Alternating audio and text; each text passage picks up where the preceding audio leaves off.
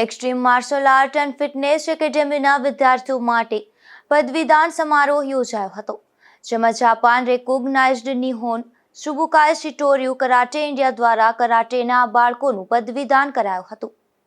વર્ષોથી કરાટે માટે સમર્પિત સંસ્થા extreme martial arts and fitness academy દ્વારા પોરબંદરના વિવિધ સ્થળો પર કરાટેની તાલીમ દ્વારા હજારો વિદ્યાર્થીઓને પ્રશિક્ષણ આપવામાં આવી રહ્યું છે.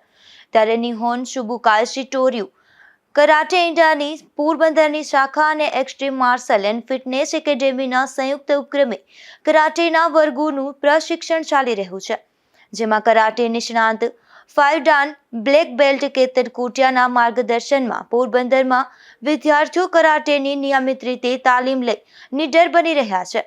કરાટે એક્સપોર્ટ કેતન કોટિયા દ્વારા કરાટે વિદ્યાને શીખવવા માટે તેમના લાભની માહિતીઓ આપવામાં આવી હતી.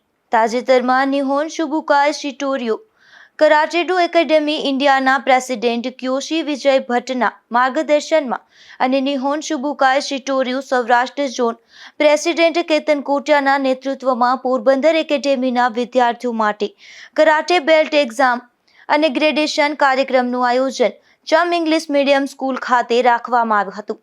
આ પ્રસંગે એકેડેમીના vice president sensei Mahesh Motivaras, secretary Suraj Mashani, sensei Anjali Gandharokiya, sensei Sunil Daki, sensei Dhwani Salet અને સેન્સાઈ યશ ડુડિયાની પ્રેરક અને પ્રોત્સાહિત ઉપસ્થિતિમાં કરાટેના વિદ્યાર્થીઓનું પદવીદાન સમારોહ યોજાયો હતો, જેમાં વિવિધ બેલ્ટના વિદ્યાર્થીઓને તેમની કરાટે ટ્રેનિંગમાં લેવલ અપ કરી પ્રોત્સાહિત કરી શુભેચ્છાઓ પાઠવવામાં આવી હતી.